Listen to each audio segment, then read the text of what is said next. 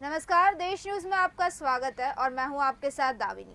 आप देख रहे हैं हमारा खास कार्यक्रम सेहत की बात नाड़ी वैद्य के साथ। आज के इस खास कार्यक्रम में खानदानी नाड़ी वैद्य त्रिगुणाचार्य जी आपको बताएंगे कि कैसे थायराइड से बचा जा सकता है और आयुर्वेद में इसका इलाज क्या है। तो देखिए हमारा ये कार्यक्रम। नमस्कार, आप सभी का देश न्यूज चैनल में स्वागत है। मित्रों, आज हम बात करेंगे थायराइड के बारे में। थायराइड बहुत जाना पहचाना और प्रचलित नाम है। ये कॉमन बीमारी आजकल हो गई है और इस भाग दौड़ भरे जीवन में यह बीमारी लगभग 10 में से 6 लोगों को हो रही है। तो यह बीमारी क्यों होती है, इसका प्रमुख कारण क्या है, इसके लक्षण क्या हैं और इससे बचाव के उपाय क्या हैं, और आयुर्वेद में इससे संबंधित जड़ी बूटियां कौन से हैं जिनसे यह बीमारी जड़ से हमेशा के लिए ठीक की जा सकती है। तो देखिए, सबसे पहले थायराइड में एक थायरॉक्सिन ग्रंथि होती है। उसके डिसबैलेंस होने के कारण, अनियमित होने के कारण, कुछ जो हार्मोन्स होते हैं उनका स्राव ज़्यादा या कम होने की वजह से यह बीमारी होती है। आयुर्वेद की बात करें तो आयुर्वेद में इसे अवटु ग्रंथि के नाम से जाना जाता है। तो यह जो ग्रंथि होती है गले में होती है, यह गले की बीमारी। तो गले में यह ग्रंथि होती है और यह तितली के आकार की होती है। तितली के जैसे पंख होते हैं वैसे ही इसका आकार होता है और यहाँ पे यह स्थित होती है, यहाँ पे चिपकी हुई होती है। तो यह जो आयुर्वेद में अवटु ग्रंथि के नाम से इस बीमारी को जाना जाता है, इसे थायराइड, आम बोलचाल की भाषा में थायराइड के नाम से ही जानते हैं। सभी लोगों को थायराइड ही पता है। तो यह थायराइड होता क्यों है? देखिए, इसके होने के बहुत सारे कारण हैं और ये आजकल के समय में और ज़्यादा हो रही है। ये इसलिए हो पा रही है क्योंकि समय बहुत कम मिलता है लोगों को खान पान का, और फिर निश्चित समय नहीं मिल पाता, फिर तनाव बहुत ज़्यादा होता है, और इसके साथ में जो हमारे शरीर में कुछ हार्मोन्स पाए जाते हैं, जैसे इसके लिए एक महत्वपूर्ण हार्मोन्स पाया जाता है, वो T3 और T4। इसके गड़बड़ी की वजह से ही यह जो बीमारी है यह उत्पन्न होती है। तो इस तरह के जो हार्मोन्स है इनका असंतुलन मेन इसकी वजह है। अब इसमें एक और बात करते हैं कि एलोपैथी में भी, अंग्रेजी दवाइयों में भी हम जाते हैं। बहुत सारे लोगों को जैसे ही पता चलता है कि हमें थायराइड हो गया है, लोग भागते हैं अंग्रेजी दवा की तरफ। अब अंग्रेजी दवा में जो आपको बहुत सारे ऐसे केमिकल वाली दवाइयाँ देते हैं वह अच्छी नहीं मानी जाती, क्योंकि एलोपैथ में स्टेरॉयड दिया जाता है और स्टेरॉयड के दुष्प्रभाव तो आप जानते हैं कि क्या क्या दुष्प्रभाव होते हैं स्टेरॉयड से। तो स्टेरॉयड लेना नहीं चाहिए, क्योंकि जिसकी एक बार यदि कोई भी एलोपैथी अंग्रेजी दवा इन असाध्य बीमारियों की चालू हुई, चाहे वो बीपी हो, चाहे शुगर हो, चाहे थायराइड हो, ऐसी बहुत सारी असाध्य बीमारियां हैं, तो एक बार यदि यह चालू हो गई तो यह दवाइयां फिर कभी बंद नहीं होती जीवन में, और उसकी मात्रा धीरे धीरे बढ़ती चली जाती है। जैसे थोड़ी सी मात्रा में भी दवा ले रहे हैं, फिर और ज़्यादा पावर की दवा लेनी पड़ती है। तो इनसे हमें बचना चाहिए।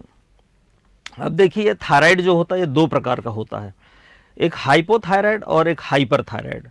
तो हाइपोथायराइड जो होता है, तो जब हमारे ग्रंथि से जो T3 T4 होता है वो कम मात्रा में स्रावित होता है, उसका जो निर्माण होता है थायराइड का, तो यह कम मात्रा में हार्मोन्स निकालता है। तो जब कम मात्रा में निकालेगा तो आपको इसके लक्षण में क्या दिखेंगे? देखिए, कमजोरी बने रहना, सुस्ती बने रहना, जी मिचलाना और अत्यधिक पसीना का आना, ऐसी चीज़ें आपको दिखाई देंगी। और किसी काम में मन ना लगना, नाखून पतले हो जाना, बाल पतले हो जाना, बाल ज़्यादा झड़ना। और इसमें एक चीज़ और देखने को मिलेगी जो सबसे महत्वपूर्ण है कि आप भोजन ज़्यादा करेंगे, खाना ज़्यादा खाएंगे, लेकिन आपके शरीर में वह भोजन लगेगा नहीं। मतलब खाना बहुत ज़्यादा मात्रा में खाएंगे। मतलब अभी एक हम पेशेंट की बात कर रहे हैं, एक मरीज हमारे पास आए थे लगभग 2 साल पहले। तो ये मैं इसलिए बता रहा हूँ क्योंकि हो सकता है आपके आसपास भी ऐसे कुछ लोग हों, आपके परिवार में, दोस्तों के बीच में, रिश्तेदारों में, तो आप भी आसानी से पहचान सकें, या घर में कोई हो तो उसको भी पहचान सकें। तो एक हमारे पास जो पेशेंट आए थे उन्होंने बताया कि वो सुबह उठते हैं तो कम से कम 5 से 6 रोटियां खाते हैं, उसके बाद दोपहर के खाने में 7 से 8 रोटियां दाल चावल, इसके बाद शाम को 3 से 4 बजे फिर वो 4-5 रोटियां खा लेते थे, इसके बाद रात में 8 से 9 बजे फिर से कम 7-8 रोटियां खाते थे। ऐसे मतलब एक सामान्य व्यक्ति से 3 गुना ज़्यादा उनका भोजन हो गया था। और घर वालों को इंस्ट्रक्शन देते थे कि जब सोएंगे तो रात में सुबह के लिए रोटियां बना के रखेंगे। इतना खाना खाने के बावजूद उनका शरीर एकदम दुबला पतला होता जा रहा था। तो एक चीज़ समझ लें कि ये जो हाइपोथायराइड है ना, ये जो हार्मोन्स निकलता है वो कम हार्मोन्स निकलने की वजह से होता है। T3 T4 जो हार्मोन्स होता है वो कम मात्रा में बनते हैं, इसकी वजह से ये होता है। फिर ये हाइपो हो गया, फिर एक होता हाइपरथायराइड। अब हाइपरथायराइड कैसे होता है? जब अधिक मात्रा में आपके थायराइड ग्लैंड से जो हार्मोन्स अधिक मात्रा में निकलने लगता है तो फिर इसमें होता है। और इसमें क्या होता है, इसकी पहचान क्या होती है?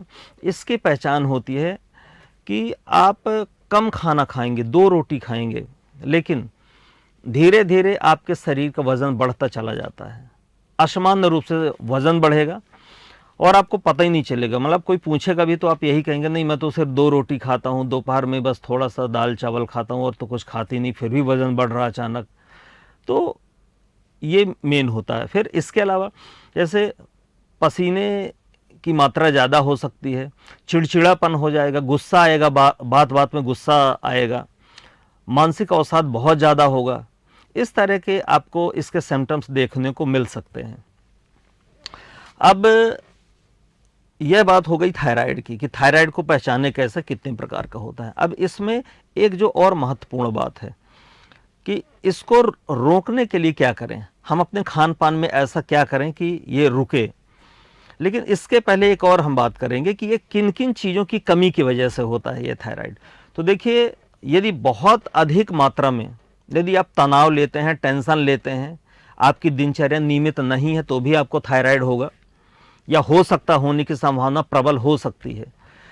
दूसरा एक सबसे प्रमुख कारण होता है कि आयोडीन की मात्रा यदि आपके भोजन में कम है या ज़्यादा है तो यह भी प्रभावी है, क्योंकि आयोडीन कम भी होना नुकसानदायक है, ज़्यादा होना भी नुकसानदायक है। तो आजकल के जो आयोडीन युक्त नमक ले रहे हैं उसमें फैक्ट्री मेड आयोडीन है, तो वह अच्छा नहीं माना जाता। तो जो समुद्री नमक है इसकी जगह यदि आप सेंधा नमक का प्रयोग करें तो वह ज़्यादा अच्छा रहेगा। इसके अलावा हमारे जो सब्जियों में, फलों में नेचुरल तरीके से, प्राकृतिक तरीके से आयोडीन पाया जाता है, तो ऐसे बहुत अधिक मात्रा में बाहर से आयोडीन लेने की आवश्यकता बिल्कुल नहीं है। साथ में विटामिन B12 की कमी भी महत्वपूर्ण योगदान रखती है। यदि आपके खान पान में विटामिन B12 की कमी होगी तो भी थायराइड हो सकता है। और तीसरा एक बड़ा जो कारण है वह कारण यह है कि कफ, पित्त, वात तीनों का जो असंतुलन होता है हमारे शरीर के अंदर, यह प्रमुख वजह है। और एक चीज़ और ध्यान रखने वाली बात है कि हमारे शरीर में जो गले के ऊपर के जितने भी रोग होते हैं ये कफ बिगड़ने की वजह से होते हैं। तो चूंकि गर्दन के ऊपर, गले के ऊपर, ये यहाँ पे गर्दन में है ये ग्रंथि और यहाँ ये डिस्टर्बेंस हो रहा है, तो ये समझिए कि कफ की वजह से हो रहा है। कफ आपका बिगड़े, कफ में कुछ भी शिकायत आएगी तो कफ दोष की वजह से यह बीमारी होती है। तो और बीच में एक चीज़ और, कफ तो हो गया, अब पित्त की बात करें तो गर्दन से नीचे नाभि तक यहाँ पे जितने भी रोग होते हैं ये पित्त की वजह से होते हैं। और नाभि के नीचे पैर तक यहाँ पे जो भी रोग होते हैं वात की वजह से होते हैं। ये इनका डिफिनीशन है, आयुर्वेद के ग्रंथों में इनका डिफिनीशन इस तरह से दिया गया है। यह जो थायराइड ग्रंथि है, अवटु है, इसको नियमित करने के लिए, मतलब इसमें जो थायरॉक्सिन हार्मोन्स का स्राव होता है, इनको नियमित करने के लिए क्या क्या चीज़ें करें। कमियां हमने बता दी कि किन कमियों की वजह से होता है, किन चीज़ों की आपके जीवन में मात्रा यदि कम रहेगी तो ये बीमारी हो सकती है। अब एक प्रमुख चीज़, आयुर्वेद में ऐसी कौन कौन सी चीज़ें हैं जिनका इस्तेमाल करके, जिनका प्रयोग करके हम इनसे बच सकते हैं। और एक महत्वपूर्ण बात और कि यह यदि ये देखा जाए कि ये आदमियों में ज़्यादा होती है या औरतों में ज़्यादा होती है, महिलाओं में वैसे ज़्यादा देखने को मिलती है। और कोई उम्र ऐसी निश्चित नहीं है, फिर भी लगभग 25 वर्ष से अधिक की महिलाओं को ये ज़्यादा होता है। तो महिलाओं में खासकर एक चीज़ देखने को मिलती है कि उनका जो मासिक धर्म होता है, ऋतु चक्र होता है, उसमें गड़बड़ी की वजह से या और भी बहुत सारे ऐसे कारण होते हैं, क्योंकि हार्मोनल डिसबैलेंस उनके शरीर में बहुत सारी ऐसी क्रियाएं होती जिसके कारण महिलाओं को मतलब टारगेट कर पाना ज़्यादा आसान होता है कि महिलाओं को यह बीमारी ज़्यादा टारगेट कर पाती है। तो महिलाओं में ज़्यादा यह देखने को मिलता है। पुरुषों में थोड़ा सा अपेक्षाकृत कम है इसकी मात्रा। अब हम एक चीज़ और बात करेंगे कि जो आयुर्वेद में है, आयुर्वेद में ऐसे कौन कौन सी चीज़ें हैं, इनका कैसे इस्तेमाल करें जिससे हम इस बीमारी से बचे रह सकें। तो देखिए, आयुर्वेद में सबसे पहली एक जड़ी है, इसको आयुर्वेद में जड़ियों का राजा भी कहा जाता है, जड़ी बूटियों का राजा कहा जाता है। तो इसको अश्वगंधा कहते हैं। अश्वगंधा का नाम पहले ही जानते होंगे या परिचित होंगे आप लोग। तो अश्वगंधा का यदि पाउडर हम लेते हैं, दूध के साथ लेते हैं, उसका सुबह शाम आधा आधा चम्मच पाउडर लेते हैं, तो यदि आपको थायराइड की बीमारी है, या हाइपो हो या हाइपर हो, कोई भी थायराइड हो, सभी प्रकार के थायराइड में यह बहुत अच्छी तरह काम करता है। इसको हम सुबह शाम गुनगुने दूध से ले सकते हैं। इसके अलावा पुनर्नवा बहुत बढ़िया काम करता है। तो पुनर्नवा का पाउडर है, इसको भी हम उपयोग में यदि लेंगे तो थायराइड की समस्या से छुटकारा मिल सकती है। इसके साथ में यदि दूध में हल्दी लेते हैं कुछ समय तक, हल्दी अच्छी होनी चाहिए। हल्दी बाज़ार में आजकल मिलावटी भी आ रही हैं, तो हल्दी यदि खुद के सामने पिसवाएं, खड़ी हल्दी लेकर के, ओरिजिनल हो, तो वह बहुत ज़्यादा फ़ायदा करती है। दूध के साथ हल्दी लेना चालू कर दें। इसके अलावा एक और महत्वपूर्ण चीज़ है, यह होती है धनिया। धनिया का जो पाउडर है ये ले सकते हैं आप, लेकिन यदि खड़ा धनिया यदि लेते हैं, खड़ा धनिया कम से कम 1 चम्मच धनिया रात में 1 गिलास पानी में यदि आप भिगो दें और सुबह उठ के उसको हिला करके घोल लें अच्छी तरह, और उसको छान के सुबह सुबह खाली पेट यदि उसका पानी पिए, तो यह भी बहुत अच्छा काम करता है। थायराइड के लिए बहुत अच्छी दवा है। इसके साथ में यदि आपको सूखा धनिया ना मिले तो हरा धनिया का प्रयोग भी किया जा सकता है। वैसे हरा धनिया ज़्यादा फायदा करेगा, तो हरे धनिया की चटनी बना करके कम से कम 2 चम्मच रस 1 कप गुनगुने पानी में प्रतिदिन सुबह लेते हैं, और 3 महीने तक लगातार यदि आप लेते हैं तो थायराइड से छुटकारा अपेक्षाकृत मिल जाता है। आपको कोई दवा लेने की आवश्यकता नहीं होती। इसके साथ में त्रिफला चूर्ण है। त्रिफला चूर्ण का पाउडर भी यदि आप लेते हैं, सुबह शाम दोनों समय यदि लेते हैं, सुबह यदि आप शहद से ले लें और रात में सोते समय गुनगुने दूध से लें, तो लगभग 3 महीने यह प्रयोग करेंगे और उसके बाद जांच कराएंगे, तो आपको मिलेगा कि हाँ अभी अंतर आ गया है, और ये हो सकता है बहुत सारे लोगों का तो समाप्त भी हो जाता है। इसके अलावा हमारे यहाँ महर्षि आयुर्वेद चिकित्सा संस्थान में कुछ हम इसके लिए स्पेशल थेरेपी भी करते हैं। हार्मोन्स जो डिस्टर्ब होते हैं, हार्मोनल डिसबैलेंस के लिए, तो रक्त मोक्षण करते हैं, रक्त की शुद्धता करते हैं, जिससे सभी जो हार्मोन्स होते हैं वो बैलेंस हो जाते हैं। तो ये कुछ विशेष प्रकार की थेरेपी और कुछ आयुर्वेदिक औषधियों के उपचार से भी इसको परमानेंटली जड़ से ठीक किया जा सकता है। बहुत सारे ऐसे हमारे पेशेंट हैं, मरीज हैं, जिन्होंने इसमें पूर्णतः इस बीमारी से छुटकारा इन्होंने पा लिया। बहुत सारे ऐसे लोग हैं हमारे। तो ये जो चीज़ें हमने बताई कि ये जो दिनचर्या है आपकी, इसको यदि सही कर लें, तनाव ना लें, ज़्यादा से ज़्यादा खुश रहने की कोशिश करें कि खुश रहें। और आप टीवी में बहुत सारे हंसी मजाक के वीडियो भी देख सकते हैं, कॉमेडी वाले आजकल सीरियल आते हैं वो भी देख सकते हैं। और तनाव नहीं लेना चाहिए, कम से कम तनाव लेंगे तो थायराइड के लिए यह बहुत अच्छा होगा। इसके साथ में थायराइड जिनको हो गया है, जिनकी लगभग 4 से 5 सालों से ये दवाई ले रहे हैं, तो बहुत सारे लोग ऐसे भी देखने को मिलते हैं हमारे यहाँ संस्थान में। जब आते हैं तो कहते हैं कि वैद्य जी हम तो लगभग 5 सालों से यह दवा ले रहे हैं, लेकिन धीरे धीरे इसकी पावर बढ़ती जा रही है, और यह दवा हमने 5 साल पहले लेना चालू किया था, तब सिर्फ हमें थायराइड था। इसके बाद 1 साल के बाद हमको बीपी भी हो गया, अब हमको शुगर भी हो गया, उसके बाद दर्द भी बढ़ गया, अब नींद भी नहीं आती। ऐसे करके कम से कम 5 से 6 बीमारियां हो जाती हैं। ये क्यों हो जाती हैं? इसका सीधा सा कारण है कि एक बीमारी को ठीक करने के लिए यदि हम अंग्रेजी दवा लेते हैं तो दूसरी 4 नई बीमारियां और भी हो जाती हैं। तो हमें कोशिश करना है कि अंग्रेजी दवा लेने से बचें।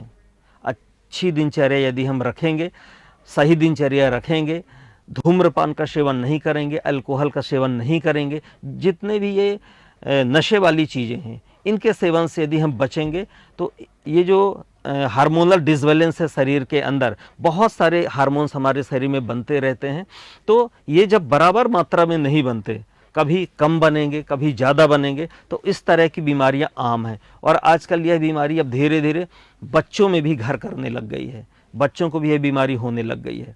तो आप कोशिश करें कि बच्चों को भी थोड़ा सा खान पान अच्छा रखें उनका।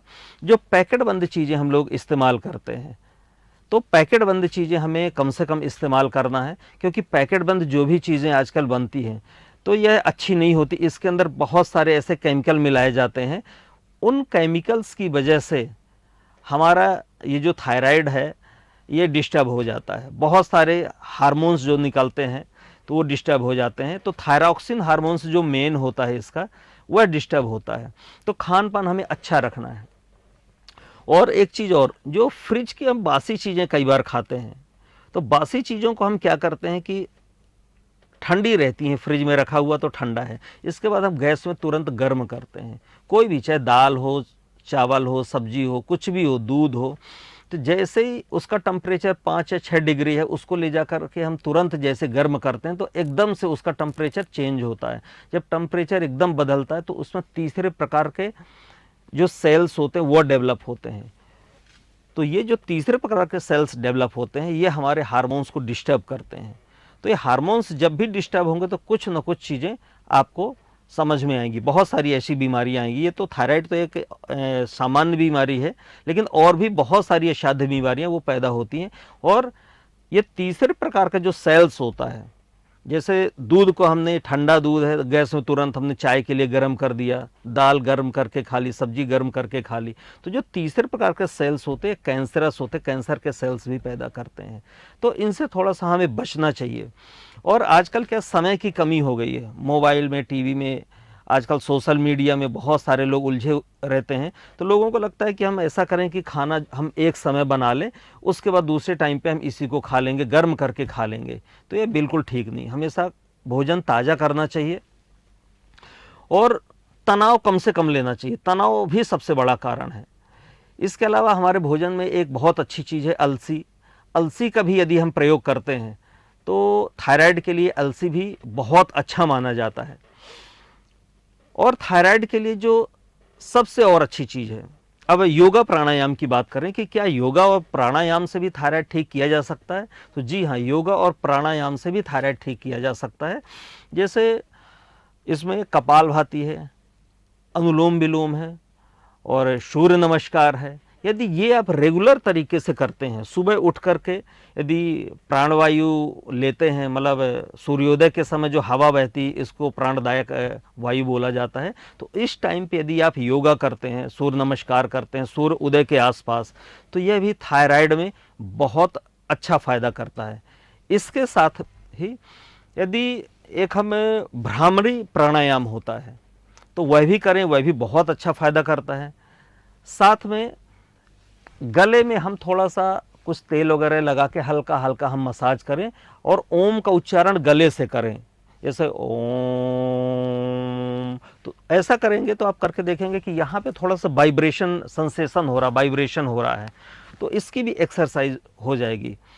तो जो हमारे T3 T4 हार्मोन्स है ये बैलेंस रूप से, मतलब ना ज़्यादा और ना कम, एकदम बैलेंस रूप से इनका निर्माण होगा। तो शरीर में जब सभी हार्मोन्स अच्छे रहेंगे तो हमारे शरीर में कोई बीमारी आएगी ही नहीं। तो हमें कोशिश करना है कि हमारा खान पान अच्छा रखना है, सारे पोषक तत्व तो हमको लेना है, ज़्यादा से ज़्यादा फल फूल वाली चीज़ें खाना है और जूस का भी इस्तेमाल करना, जूस भी पीना है हमको समय समय पे। कच्ची चीज़ें ज़रूर खाना है। हम क्या करते हैं कि सलाद का उपयोग बहुत कम करते हैं, रेयर करते हैं। फल हम तब खाते हैं जब हम बीमार पड़ जाते हैं, या कोई हमारा रिश्तेदार बीमार पड़ा है तो हम उनको लेकर फल लेकर के उनको देने जाते हैं। कई बार ऐसा होता तब फल खा लेते हैं।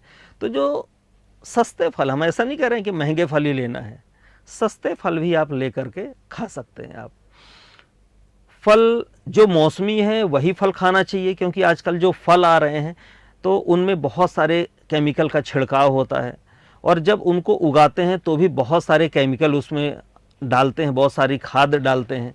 तो ये जो रसायन डालते हैं, फैक्ट्री मेड केमिकल्स जो डालते हैं, तो जो फलों का एक्चुअल गुण होता है वो ख़त्म हो जाता है। तो कोशिश करें कि यदि हमारे घरों में आसपास गमलों में कुछ हम फल और सब्जियां उगा सकें तो वह उगाना चाहिए, और बिना खाद की, गोबर की खाद का प्रयोग करके यदि हम फल और सब्जियां उगाएंगे तो इससे हमें फलों से जो अभी नुकसान हो रहा है, जो फलों में पेस्टिसाइड वगैरह डालते हैं और हम खा जाते हैं, तो उसके दुष्प्रभाव जो हैं उससे हम बचेंगे। और जब इस तरह की चीज़ों से जब हम बचेंगे तो ये थायराइड जैसी बीमारी हो गई नहीं, और भी बहुत सारी असाध्य बीमारियों से हम बचे रह सकते हैं।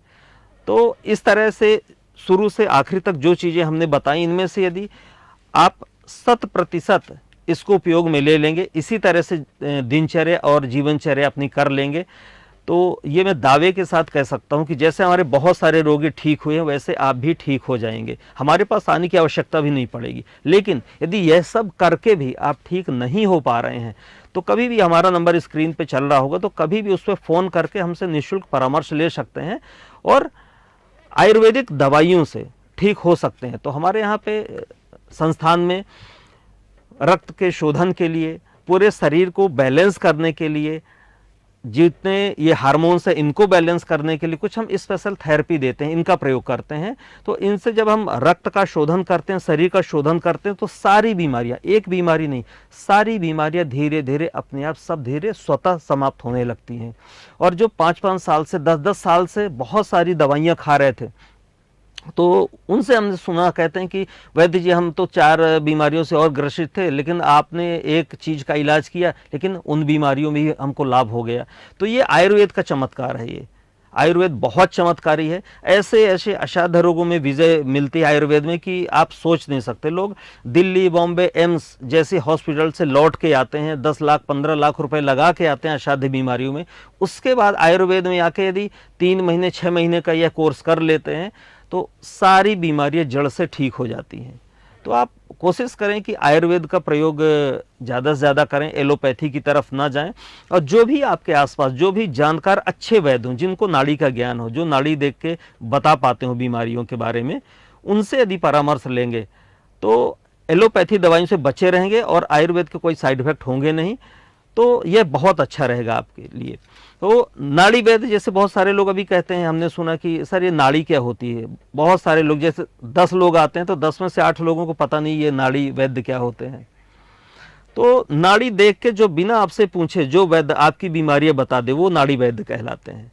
तो आयुर्वेद का प्रयोग करें और अच्छी दिनचर्या का प्रयोग करें, अच्छे दिनचर्या में रहें, संयमित जीवन जिएं, नशे का प्रयोग ना करें और धीरे धीरे आपकी ये सभी बीमारियां ठीक हो जाएंगी। धन्यवाद।